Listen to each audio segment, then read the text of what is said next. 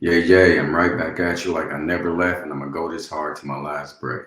It's Lil Kenny Russell, Canoon, Consul Moon. You already know what you're gonna get when you step in the room. Now I'm done with Canoon. I'm here. While I'm here, I'm gonna make the information direct and clear, because a lot of y'all can't hear. Now, welcome to the Bible, a book of lies. This is the first episode, okay? The reason why I want to show people this because the Bible is this book that people think God actually wrote it. Okay.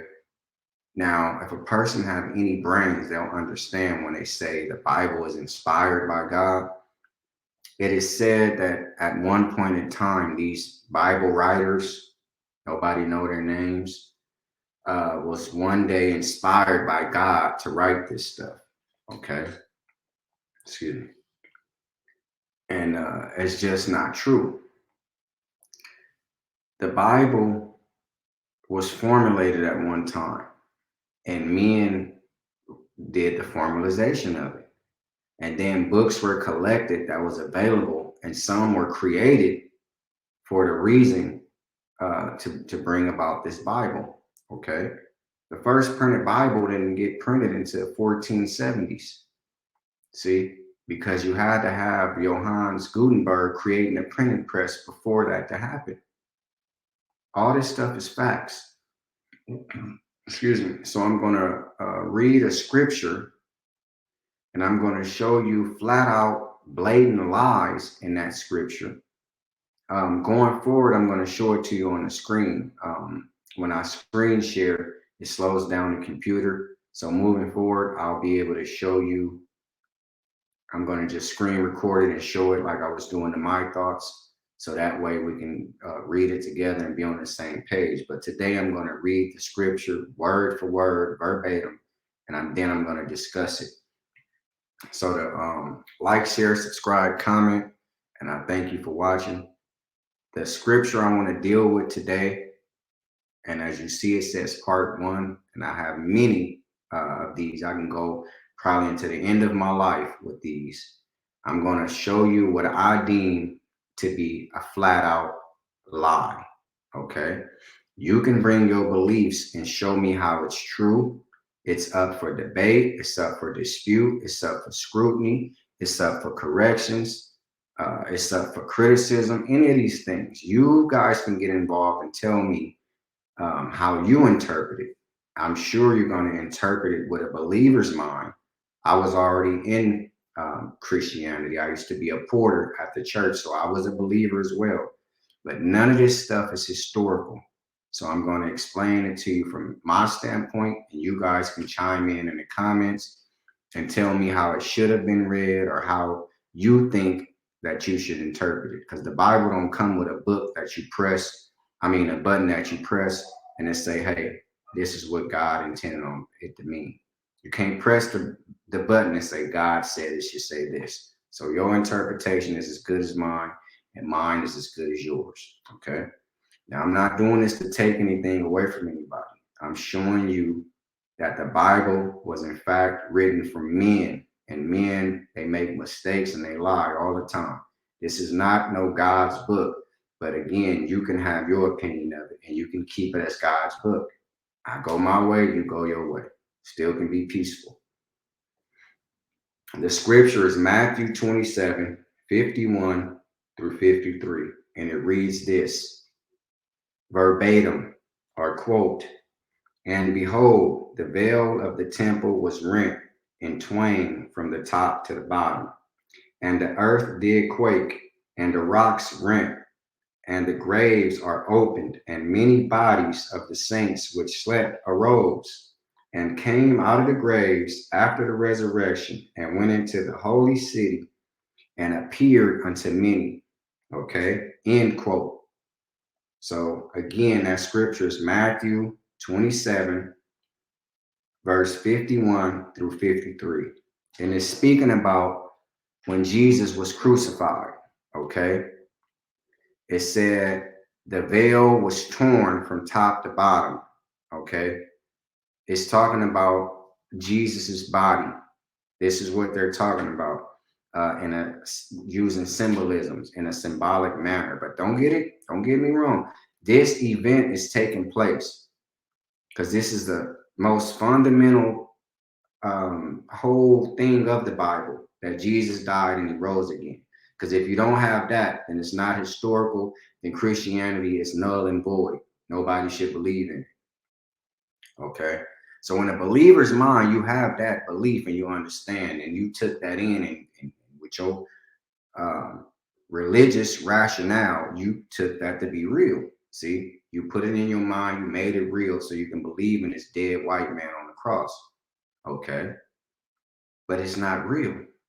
So the earthquake, rocks broke open, graves popped open, and all the graves, all the men who was dead, it says saints. That's another problem. The canonization didn't start till about 1000 AD. They didn't start making saints until about 1000 AD. So why that's in there, I don't know. The person that wrote that was foolish enough to think that it was saints at that time, when you cannot have saints until you have a canonization, a canon committee to start bestowing the sainthood upon people. See? And then in some translations or in other ones, it says holy men woke up. See, they don't use the word saints. But it was no saints until about roughly 1000 AD. Okay, you might say 900 something or 900. It doesn't matter. 1000 AD. Way before this took place. So the graves popped open and dead men walked. This is where Wes Craven and Steven Spielberg and all these people get this crazy Walking Dead and crazy scary movies with blood, zombies walking. This is where they get it from. It's nothing better than the book of the Bible to tell you a flat out lie. And then they come and try to make it, a movie, and they put it on screen and it becomes a horror picture. Because if anybody die in the graves, have an earthquake and the sun go black and the world kicking over the graves and people get out and walk through the city dead like the Walking Dead and zombies, it'll turn into a horror movie. But they're using it here like it's a good thing. See, when he died, the Walking Dead went into the city and showed everybody, hey man, remember I was just dead Wednesday? Oh man, Bartholomew, he woke up from the dead. Hey man, feel like partying later? What did they do after that? Did all these people that rose from the dead and zombie, did they go back home and sleep with their wives? Did they get back with their children? It don't say that in the furthering of the story. In the continuation of the story, the continuance, it never mentions these people because it's a flat out lie. Okay?